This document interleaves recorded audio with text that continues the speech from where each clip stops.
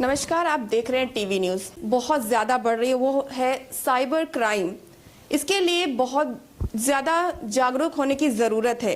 तो आइए आज हम नए साल पे एक नए तरीके से इस तरह के क्राइम से कैसे बच सकते हैं, पूरी जानकारी देंगे। हमारे साथ हैं मोहित बजाज जी, जो एडवोकेट भी हैं और साइबर एक्सपर्ट भी हैं। तो आइए आज हम आपको मिलवाते हैं मोहित बजाज से। बहुत बहुत धन्यवाद आपका।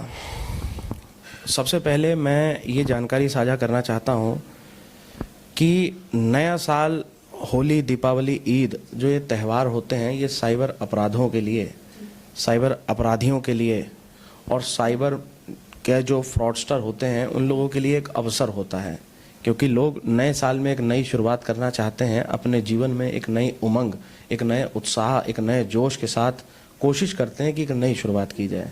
जो पिछले साल उन लोगों से भूल चूक हुई है, जो गलतियां हुई हैं, करीबन कुछ घंटों के लिए भले सही, लेकिन सोचते ज़रूर हैं कि आने वाले भविष्य के लिए, आने वाली जिम्मेदारियों के लिए और अपने आप व्यक्तित्व के लिए भी वो लोग कोशिश ज़रूर करते हैं कि नए साल में कुछ नया किया जाए। और हम लोग अगर ऑनलाइन शॉपिंग करते हैं, नए कपड़े खरीदते हैं, हम लोग अगर कोई नई जॉब ढूंढते हैं, हम लोग अगर किसी नए प्रकार का संगठन बनाते हैं या कोई नए तरीके की कंपनी बना के बिजनेस करना चाहते हैं, ये सारे अवसर में जो साइबर अपराधी हैं वो, जैसे कहते हैं ना, खुशी में भंग डालने का काम ये लोग करते हैं। तो इसलिए हमें सतर्क रहने की ज़रूरत है। इस नए साल 2022 में मैं आप सभी लोगों से ये आग्रह करना चाहता हूँ कि 2022 के समय आप लोग ऑनलाइन फिशिंग से बचें। यानी अगर कोई भी लिंक है, जैसे अगर आपको ऑनलाइन शॉपिंग करनी है तो ऑनलाइन शॉपिंग के समय आप कोशिश करें कि ऑनलाइन शॉपिंग करते समय आप ऑफिशियल वेबसाइट जैसे फ्लिपकार्ट, मिंत्रा या जो भी ऑफिशियल वेबसाइट्स हैं, ट्रस्टेड वेबसाइट्स हैं, उनसे करें। और उनसे भी किस तरीके से करें कि ऊपर का जो लिंक है जहाँ पे लिखा होता है उसको एक बार चेक कर लें कि flipkart.com ही लिखा है या फ्लिपकार्ट के जैसे दिखने वाली ही वेबसाइट है, लेकिन असलियत में फ्लिपकार्ट से नहीं शॉपिंग करते हुए आप कहीं और से कर रहे हैं। इसके साथ साथ किसी भी आप प्ले स्टोर या किसी अन्य जगह से गलत ऐप या गलत लिंक पर क्लिक ना करें। अपना आप कोशिश करें कि कोई भी यूपीआई से रिलेटेड इंफॉर्मेशन किसी भी लिंक में प्रोवाइड ना करें।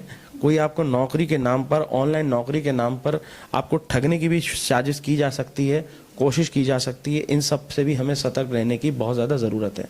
कोशिश करें कि अगर आप घर से बाहर जा रहे हैं तो अपराध इस तरीके के भी बढ़ रहे हैं इस समय कि आप लाइव हो गए, आपने दिखा दिया कि मैं परिवार यानी सब परिवार के सारे सदस्यों के साथ मैं जा रहा हूँ शिमला, ऊटी, मनाली घूमने के लिए, है ना, नया साल बनाने के लिए। इधर तो आपने नया साल बनाया, उधर से आपके घर को लूट लिया गया। उन्हें, चोरों को पता रहता है कि भाई इस घर के अंदर 8 सदस्य हैं और 8 के 8 सदस्य इनोवा गाड़ी बुक की और चले गए नैनीताल घूमने। वहाँ तो वो सर्दी में लेंगे मज़े, इधर चोर उनके घर लेगा मज़े।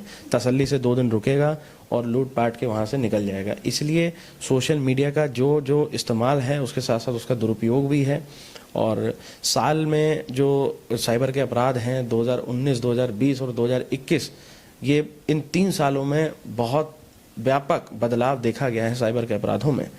और एटीएम से आप अगर कैश भी निकाल रहे हैं तो जहाँ पर आप एटीएम डालते हैं वहाँ से एक बार ज़रूर चेक कर लें कि जिस साइड आप एटीएम डालते हैं उधर एटीएम के पास में एक डिवाइस लगा होता है, जो छोटा सा कैमरा होता है, वो आपके पिन को कैप्चर करता है। और जिधर एटीएम जाता है, अगर एटीएम अंदर उसमें टेक कर लेता है वो, यानी फंस जाता है एटीएम, और जब तक आपकी ट्रांजैक्शन कंप्लीट नहीं होती निकल रहा है, तब तो आपका एटीएम सुरक्षित है। लेकिन अगर स्वाइप आउट कर रहे हैं यानी अंदर से बाहर एटीएम को निकालना है, तो एक बार मशीन को चेक कर लें कि ऐसा तो नहीं वो पूरा डिवाइस हाथ में ही आ जा रहा है। तो ऐसे ये नकली डिवाइसेस के माध्यम से भी आजकल क्लोनिंग यानी कि जो डुप्लीकेट एटीएम कार्ड्स होते हैं उनको बनाया जाता है। और उत्तर प्रदेश साइबर सेल काफ़ी अच्छा काम कर रहा है। मैं माननीय डीजीपी महोदय का पूर्ण रूप से धन्यवाद करना चाहता हूं, मुकुल गोयल जी का, जिन्होंने एक अच्छा स्टेप उठाया। उत्तराखंड के डीजीपी अशोक कुमार जी, उनका भी धन्यवाद करना चाहता हूँ। 6ठा राज्य हमारा है। दिल्ली जैसे प्रदेश में भी साइबर के अपराध बढ़ रहे हैं और ऑनलाइन जो वीडियो कॉल्स और ये सब का माध्यम है, ये भी एक अंतिम संदेश के माध्यम से मैं बताना चाहता हूँ आपको कि अगर आपके व्हाट्सएप पर, आपके फेसबुक के मैसेंजर पर अगर वीडियो कॉल अननोन नंबर से आता है या अननोन आईडी से आता है तो आप उसको एक्सेप्ट ना करें, क्योंकि एक सेक्सटॉर्शन का केस, यानी कि सामने वाला व्यक्ति जो एक तरीके से आपको अननोन है वो एक बार तो आपको कॉल करेगा और थोड़ी देर में कॉल करने के बाद में वह पूर्णतः निवस्त्र या किसी गलत तरीके का चित्र आप तक बताते हुए और स्क्रीन को रिकॉर्ड करते हुए आपको गुमराह या फिर आपको एक तरीके से लूटने की कोशिश, लूटने का प्रयास भी कर सकता है। तो इस तरीके से साइबर अपराध में लगातार हमें एक दूसरे को अलर्ट करने की ज़रूरत है। अभी हाल फिलहाल में हमारे एक मित्र थे, उन्होंने मेरे को जानकारी दी कि मोबाइल ऐप के माध्यम से, इंस्टेंट लोन के माध्यम से, कई लोग सोचते हैं कि भाई हमारे पास पैसे की कमी है तो चलो लोन ले लिया जाए तत्काल प्रभाव से। अगर आप लोन लेने भी जा रहे हैं तो इंस्टेंट जो मोबाइल एप्लीकेशन की ऐप्स हैं वो कुछ OTP के नाम से किसी और के नाम पे लोन करवा देते हैं और बाद में आपका सिविल स्कोर और आपको लूटने की साजिश करते हैं।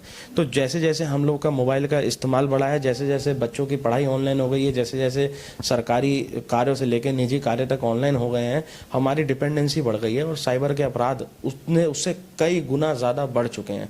बहुत बड़ा चैलेंज है।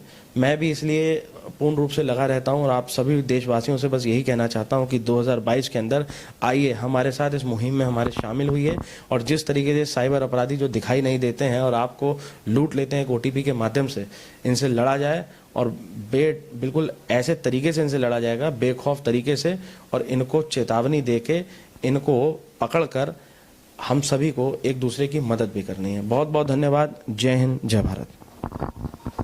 तो उम्मीद करते हैं कि नए साल में अब आप लोग इस साइबर क्राइम से बचकर रहेंगे, क्योंकि मोहित बजाज जी ने बहुत अच्छी जानकारी दी किस तरह से क्राइम होते हैं और किस तरह से बचा जा सकता है। इसके लिए आपका सर बहुत बहुत धन्यवाद। नमस्कार।